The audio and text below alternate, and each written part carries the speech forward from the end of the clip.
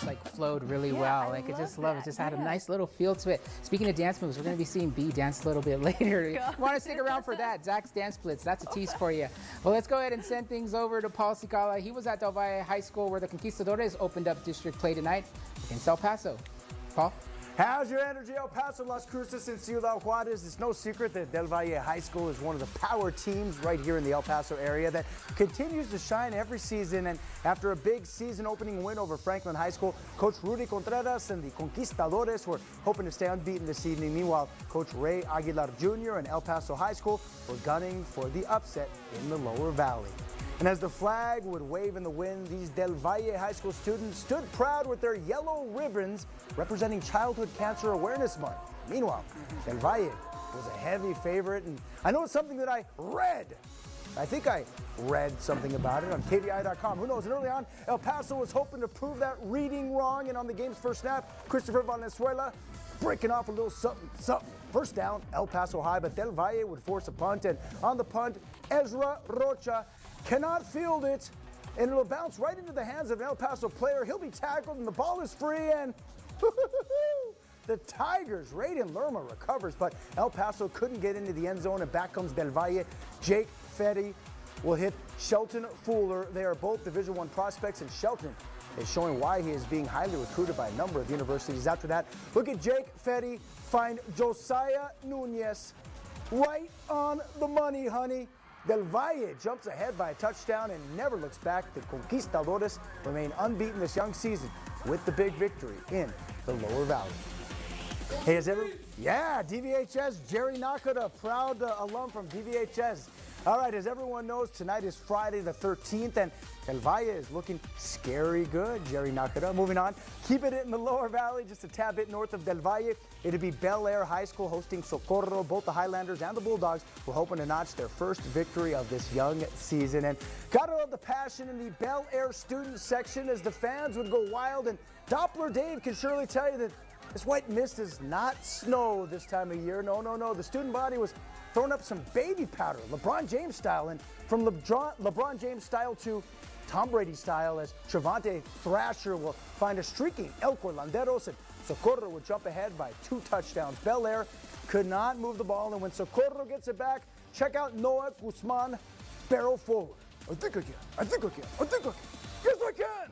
Si se puede, Noah. That is a touchdown. Socorro leads 20-0 and cruises to the big victory. Next up for Socorro High School is a visit to Cathedral High School next Friday. And as for the Highlanders, they will be headed to Big Springs High School just east of Midland, Texas. Also quickly, here is my yellow ribbon representing Childhood Cancer Awareness Month. Thank you again to the students at Del Valle High School for supporting an important cause at the football games all this month. Adrian and B, right back at you. Awesome. Thank you, Paul. I'm going to need one of those yellow ribbons, by the way. I'll get you one. I'll get you one from the El Paso Children's Hospital. Awesome. Well, we turn our attention back to District 1-5A Division 2. Now, the Chapin Huskies 0-2 taking on the Horizon Scorpions, who are 1-1 right now. Now, who would pick up their first in district play? Horizon with the ball in the first quarter, looking for the open man, but it's intercepted by Chapin's Roberta Duran. Now, the Huskies looking to score again after this interception, as we just saw on the screen. Quarterback Evan Rivera finds Kerry Wade on the sideline, who would make his way into the end zone, and Chapin once again in the offense, and this time it would be Davian Singleton wide open in the end zone for the second touchdown of the night. What a catch. Well, the blue and white looking to score their third touchdown, and who is it? Once again, none other than Davian Singleton right there once again in the end zone. Now, the last time we checked the score, Chapin was winning 21-0. So we'll hopefully get an update on that score coming up. Well, let's go ahead and head to Northeast El Paso. The Andrus Eagles hosting the Jefferson Silver Foxes. Andrus still looking for their first win of the season. Andrus knocking on the door right here. Hand off to Jared Gordon, and just like a Jared Diamond, Jared is shining bright in the end zone right there. Eagles up 7-0.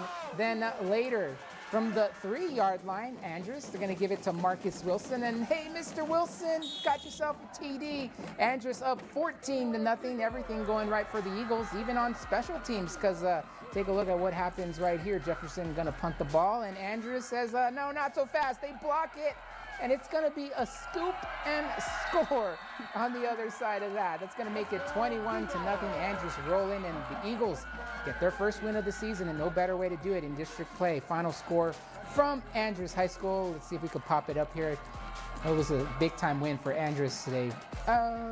We'll get to it, but we can tell you that Andrews did dominate this game against Jefferson, but we'll get it for you at the end of the show when we do our recap. Yeah, of course. Well, over at Bowie High School, it was a District 1 4A Division 1 clash between the Bowie Bears and the Fabens Wildcats. Now, fast forward to the third quarter, Bowie down 14-13, and Fabens Marco Luna gives the Wildcats a first down on the 10-yard line. But then things got a little chippy after this play. You can see Fabens number 6 at Saraguare and Bowie's number 25 Raymond Soto got into a bit of an altercation. Not sure what the cause of that Bears was. Didn't even like that. But Bears didn't like that. Parents were not happy. And Soto did end up getting disqualified, as that was his second unsportsmanlike conduct. But good thing Aguirre didn't get kicked out, because he did come back for a touchdown for the Wildcats. Well, we don't have that final score. Oh, yeah, we don't have the final score yet, but we'll get you updated with the final score later in the show. Well, in Las Cruces, the Centennial Hawks were looking to improve to 4-0 on the season as they welcomed the Rams from Rio Rancho to the Field of Dreams tonight. Now, after 2 consecutive interceptions from both the Rams and the Hawks, Rams quarterback J.J. Ariano takes the snap and finds Parker Miller for the touchdown. Going to get a defensive holding was the call on that, but it was, of course, it was going to be declined. Touchdown Rio Rancho there, and a tie game, but the Hawks going to immediately answer with this play after a touchdown was called back for holding. Couple of fake tosses in the backfield, and Hawks Omar Sanchez takes the toss, kicks it into the next gear, and go ahead and start up the band, because that's going to be another Hawks touchdown. Made it 14-7 Hawks. The final score in this one, if we can show that one. Having some difficulties, it seems like, with our CGs, but we're gonna get you those again when we recap the show. We're having a little technical problems with our graphics right now. But let's go ahead and turn our attention to the War of the Week. It is Friday the 13th, and we do some strange things happen on this one. And you and I were at Gadsden last night, and if you want to talk about what this one went down. I mean, it was completely unexpected. I wasn't expecting, so it was the Gadsden cheerleaders against the JROTC team, and you know what? Let's go ahead and play it. I want people to see it. I don't want to give it away, but it was definitely a shocker. I'm not gonna say no. I'm not gonna lie. Well, it's week 3 of War of the Week, and right here we have the Gadsden cheerleaders.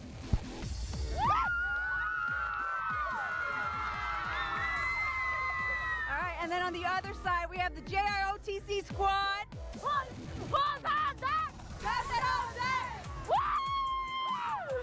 All right, so the winner will get $50 gift card, okay?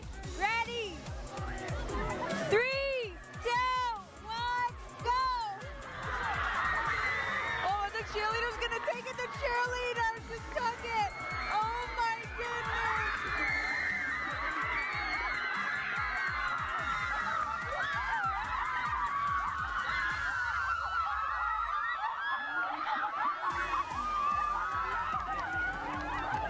Well, as you can see, the cheerleaders just chopped the JROTC squad, so they are the week 3 of the War of the Week winners. That was it, yeah. I really wasn't expecting that. I really wasn't. I think Coach probably had them do like 50 to 100 push-ups after that. I'm not gonna lie. Well, we got plenty more to come after the break. Got a couple more games to talk about, and then we got Zach's Dance Blitz coming up with special guest B. Martinez. That's coming up after the break.